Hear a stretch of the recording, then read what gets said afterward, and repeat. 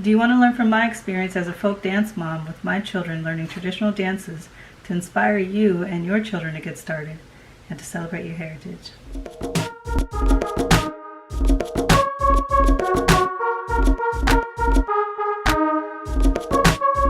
Hello, my name is Erika from QXP Shop, and today I want to share with you my family's experience of learning traditional dances from Panama. Also, stay tuned afterwards as I will share a few tips on how you can get you and your children started in traditional dances. There are many ways you and your children can bond over, learn about, and appreciate your traditions and culture. And one of those ways is through dance. Whether you want them to learn traditional dances from Hawaii, Ireland, Japan, Puerto Rico, Panama, or wherever your roots are from, this will be such a great experience that they will cherish this for the rest of their lives.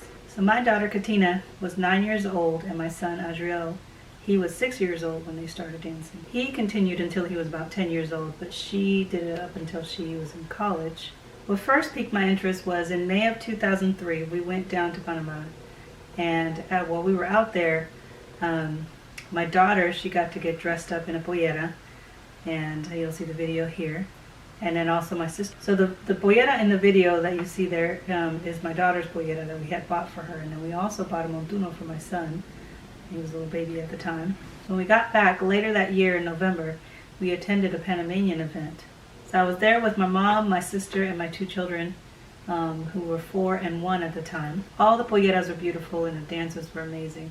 And I especially fell in love with a dance called El Gallo y la Gallina, which translates to the rooster and the hen. So that year I felt reconnected to Panama after being gone and living in the States for about 13 years. And my children also had a blast that night, dancing the night away in their traditional outfits. So with the first dance group, they learned the necessary steps required for the different traditional dances, and they gained the confidence to perform in front of a large crowd. My daughter even got crowned a queen on the last year we were with them. Then with the second dance group we were with a few years later, my daughter was able to experience dancing at different events, such as a parade.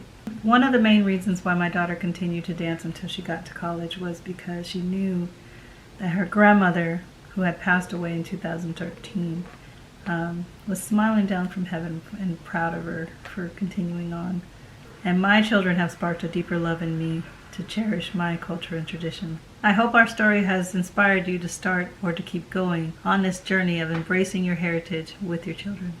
And here are a few tips I have to help you get your children started, and maybe even yourself, in traditional folk dance. Number 1, ask your friends and family.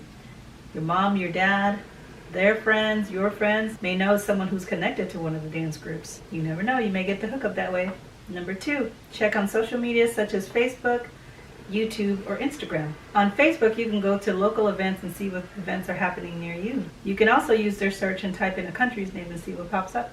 On YouTube, you can look at different folk dance performances and check their descriptions and see if they list where this performance is at and the name of the dance group. They may also possibly list a website and an email to get a hold of them. For the dance performance videos that we post up, I put the information down in our description where you can see the name of the group and also any contact information as well as the event that we attended. Number 3, check sites such as Eventbrite, festivals.com, Meetup, and also Google search. These sites have a wealth of information about local events in your area. Of course, right now with the pandemic, we have to wait till that is over until more events will be available for you to go and attend.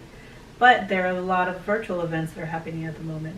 So on Google search, you can type in the word center along with your name of your city, or type in your name of your city with the word event calendar and see what pops up. You should be able to find information about events that are coming up soon.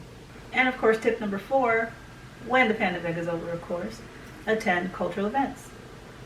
When you go to events, you can actually speak to the directors of the dance and ask them if they are accepting any new members into their dances, or if they know another group that is. And I want to give a little extra tip bonus for my fellow Panamanians. If you are looking for ways to buy polleras, tembleques, stuff for your children to be able to do traditional dances, check out in our description below a link for Maria from Panama Stuffs on Facebook. She lives in Panama, and you can order stuff from her and she'll ship it out anywhere around the world where you're at. I recently just bought my new pollera. I've never owned my own. All the ones that I've worn belong to my daughter, and so this time I'll have something that's going to fit me better. So I'm excited about that, and I'll show a picture of what mine will be looking like, so check it out. And like I said, Maria from Panama Stuff, buy your stuff from her. She is awesome, very helpful, and she ships around the world. Thank you so much again for joining me here today. This is Erika from QXP Shop. So check out our other videos on our website. You can see traditional dances here. You can see we'll be updating you more on what's going on in our shop, and as well as more tips and tricks and advice and our journey when I had my children learning traditional dances. So I hope this inspires you again to have your children start, or maybe even yourself, in traditional dances. Thank you again.